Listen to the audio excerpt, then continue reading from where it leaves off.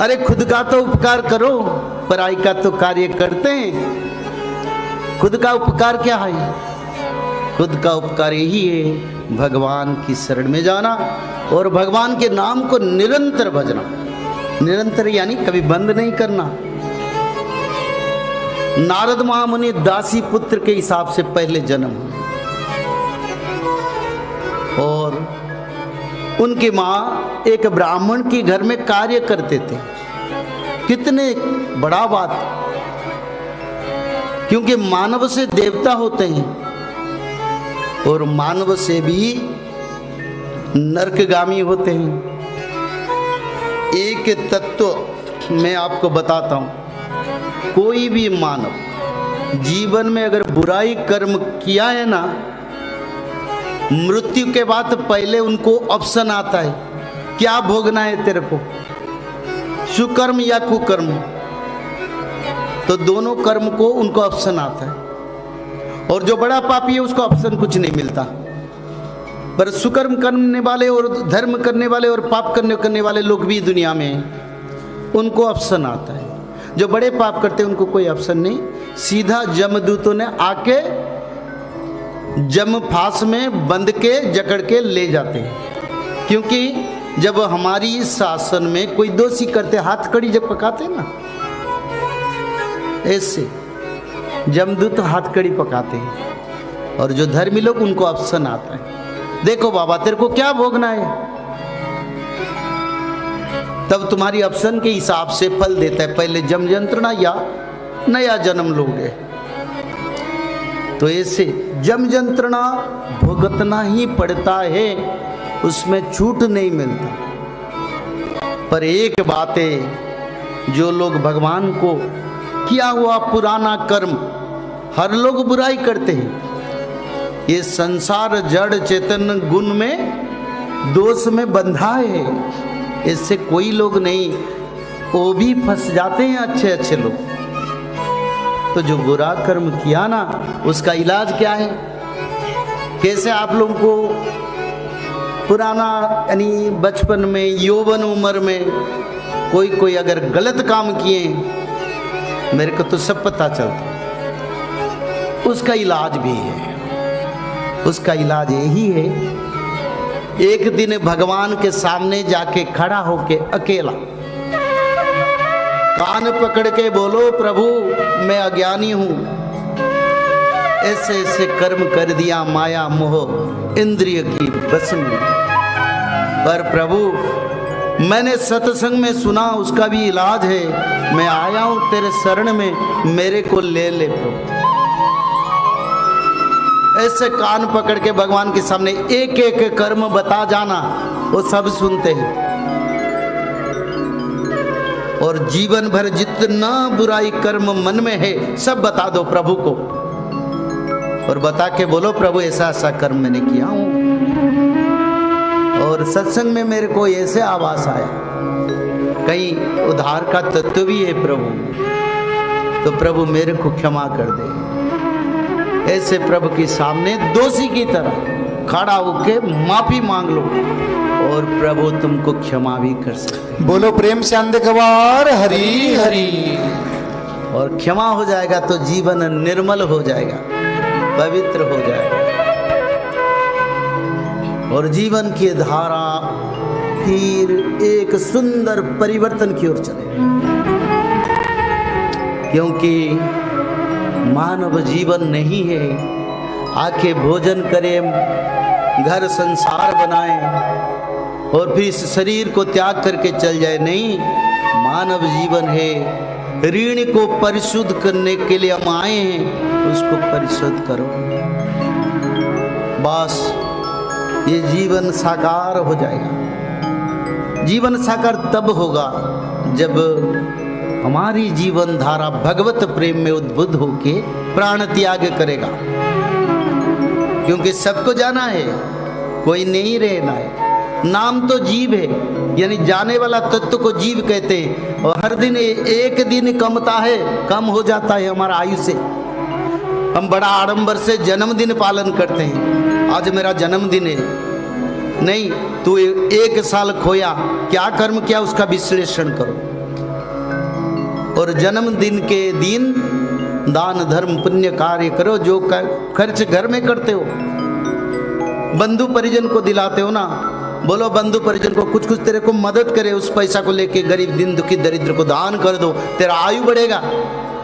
वो खा के तुमको कृपा करेंगे तो तुम्हारा आयु बढ़ेगा। आयु तो घटता है, फिर काय मनाते हो धर्म। और जो केक आता है उसको कटते हैं, अपना नाम को कटते हैं, क्योंकि ये मानवीय परंपरा बड़ा अजीब हो गया। जन्मदिन 1 साल जाता है, फिर दूसरा जन्म 1 साल जाता है, मृत्यु की ओर हम चलते हैं करीबा। तो इसलिए जन्मदिन को भगवान के भक्तों, दीन दुखी दरिद्रों के नाम पर उच्छेद कर दो, तब तुम्हारा और आगे बढ़ोगे, बहुत साल बचोगे। अगर रोज भागवत जी पढ़ोगे तो 100 साल तक बचोगे। इच्छा मृत्यु होगा, मृत्यु मेडिकल में नहीं होगा, कीड़े नहीं लगेगा, और कहीं मृत्यु के लिए तड़पते तड़पते नहीं बैठोगे, इच्छा से मृत्यु हो जाएगा। ये है तत्व है शास्त्र का। हर सनातनी को भागवत पढ़ना चाहिए। कथा को आए ना आए मैं नहीं बोलता हूं, पर घर में भागवत पढ़े, बच्चे बुजुर्गों जो भी, क्योंकि घर कैसे मंदिर बनेगा, और सारे आपस से घर का परिवार लोग कैसे सुरक्षित होंगे जब गोविंद आएंगे ना। और भागवत जी गोविंद का स्वरूप है, भगवान का स्वरूप है, मृत्युमंत प्रतीक है, जीवंत है भागवत पुराण।